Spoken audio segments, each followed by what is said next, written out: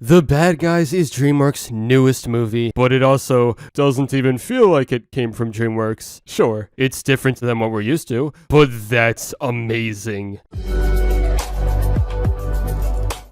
The Bad Guys is about a group of stereotypical villains as they go from bad to good. In classic DreamWorks fashion, it's based on an existing story with their own additions. This time around, though, there have been a few changes to make the movie stand out from what you're familiar with. Before we get to that, is the movie actually good? The answer is given to you in the opening scenes, where we learn about Mr. Wolf and the rest of his squad. Right from the beginning, their personalities shine through as genuinely fun characters to spend time with. You like Mr. Wolf immediately, and the rest of the gang is cool. Aside from these well-developed protagonists, the story gets more interesting than you think, the action is unbelievable, and the team manages to keep things moving at a great pace until the credits. Also, it's got a strong sense of humor, keeping it at a level where adults can watch too. If you're looking for a brief escape from our chaotic world, The Bad Guys delivers. Still, you may be wondering, why is the movie so different? Well, the most obvious change is the animation style. It's a mix between CG and 2D animation with smooth particle effects flying on screen during the action. This distinct look was enough to make an overdone heist story feel fresh again. Of course, the new animation style was very intentional. Director Pierre Perifel talked about what it was like behind the scenes and trying to find new ways to reinvent generic CG animation. Because I find that style boring is probably excessive, but I want to see something different. Perifel tells Polygon, frankly, I'm not the only one. I'm not the first one also to do a movie that's slightly different stylistically, but I think there's been very few right now, at least in the Hollywood industry. Like Hollywood feature big studio types of films. You can see the trend is shifting a little bit. Across the modeling, lighting, texture, and animation teams, everyone working on The Bad Guys had to basically unlearn what they've been trained to do. For the effects team, that meant pivoting away from particle simulation renderings of dust and smoke, and instead, harkening back to hand-drawn effects of 20 years ago. For the animation and character movement, Perifel says he specifically did not want animation that was heavily referenced from videos. There's a coolness that emanates from the look of this film.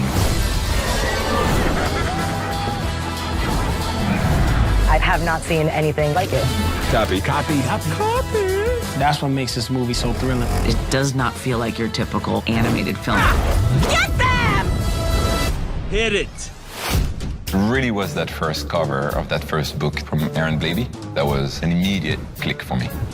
So, The Bad Guys follows a trend that the masterpiece of Into the Spider-Verse set. This is an era of animation where crew members are pushing against the boundaries, where they don't have to keep things the same just because it's how that's always been. If we're looking at this through visuals alone, then yeah, The Bad Guys is one of DreamWorks' best movies in that way. The animation is the best part here, but there's also some other great stuff. I really loved the twists and turns in the story. Not gonna go into detail because, you know, spoilers, but it's pretty cool. And overall, this is the start of a new era for DreamWorks. Why? Because their next movie, Puss in Boots: The Last Wish, continues a stylistic approach.